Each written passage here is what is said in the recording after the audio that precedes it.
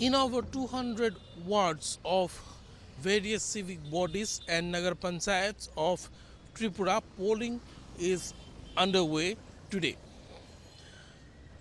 The Supreme Court has asked the state government and the MHA to ensure adequate security measures across all polling booths.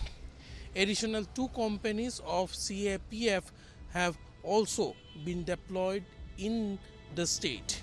It may be mentioned that a few stray incidents of violence have been reported from various areas of the state.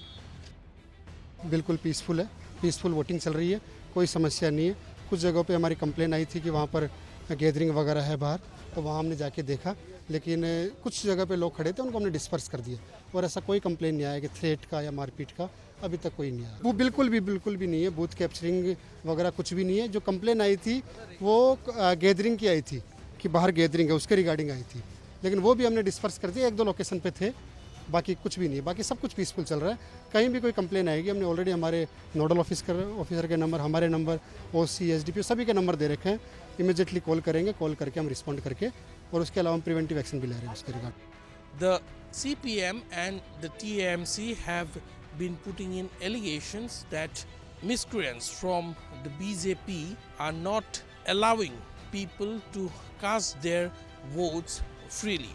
The CPM also staged a protest demonstration outside the West Agartala police station, bringing in allegations against the police for being inactive and mute spectator to incidents of violence and booth capturing.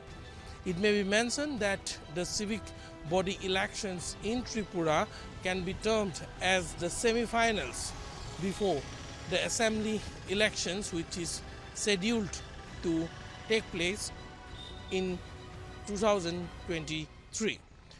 With video journalist Ashok, I am Aniruddha Bhakat and this is Republic Media Network.